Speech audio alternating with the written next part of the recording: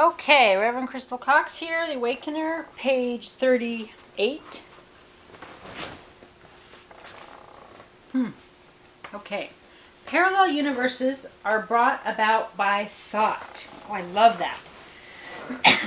Because that's what I teach all the time. That's like the Bashar stuff and every thought, every plank, which is like a part of a thought, you are creating the reality that you're in on your own thoughts and belief system.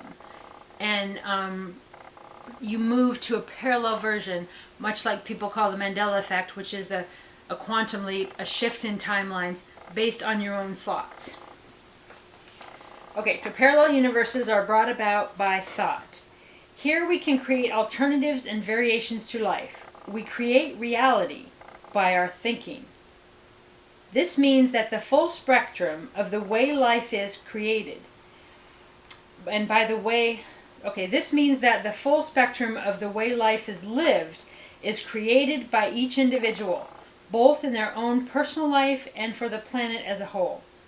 On an individual basis, whatever you most believe will occur does occur. If you believe it, it is so. On a national basis, the same thing applies. What the majority of people believe is most likely to occur within a specific country will become the reality that will be lived by the people in that country. People not holding that belief pattern will find that whatever is occurring, including the circumstances involved with it, doesn't really play a part in their lives. If a certain number of people believe a certain reality for Earth, that creates one possible future for Earth. If a number of other people believe a different set of circumstances will happen for Earth, that creates another possible future, and so on. All these realities as to the future of Earth exist at the same time. A term that is often given to this is probable reality. All the different realities are in a state of creation, but the one we are living is the one that the majority have agreed is the most likely probable reality. Should the balance of power shift, which would mean more people start believing in one of these other possibilities, which I call raising the vibration, then we would begin to live that reality. So you need, a higher percentage of people believing something, and then we can manifest it on a mass consciousness. Without addressing accurate figures, let us say 5 million people believe that we will probably have a third world war. 10 million believe we have learned our lesson from wars, and that from now on the world will remain at peace, believing that any difficult situation will be resolved with peace talks.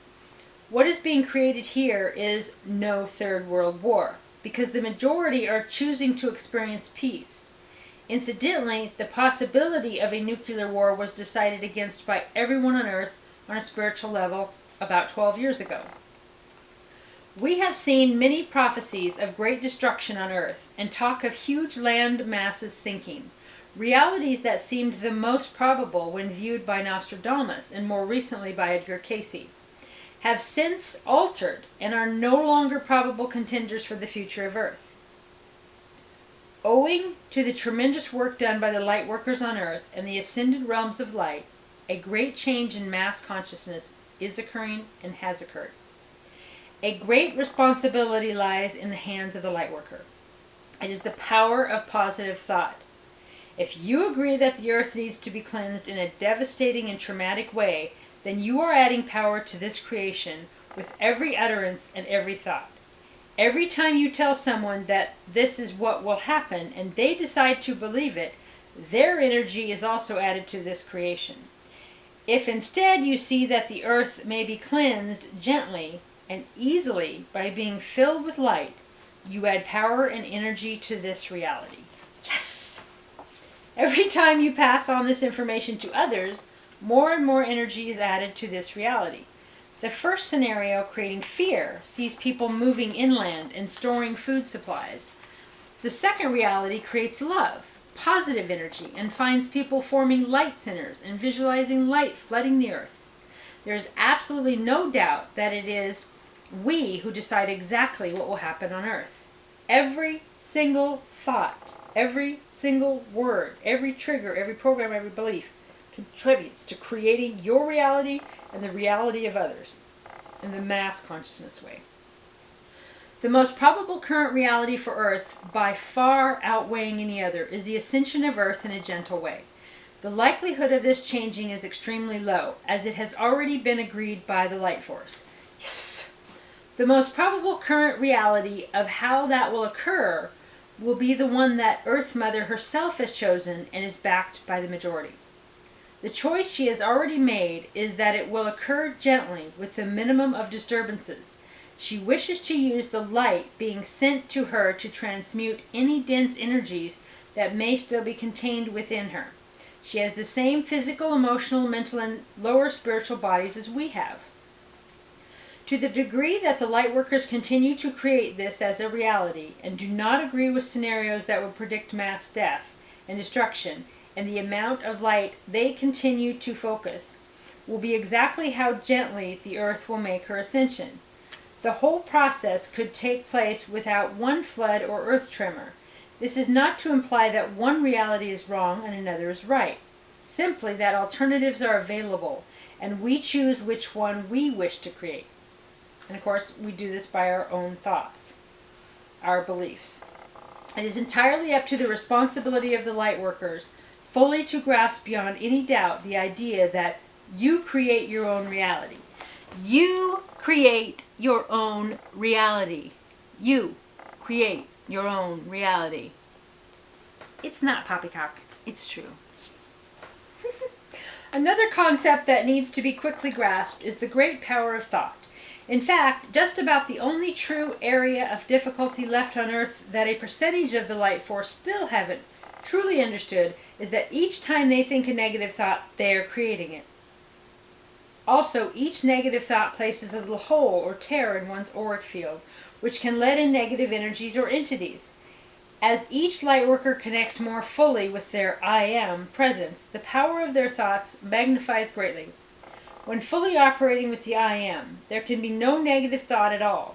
Everyone is therefore being shown in his or her life how fast and effectively their thoughts are working.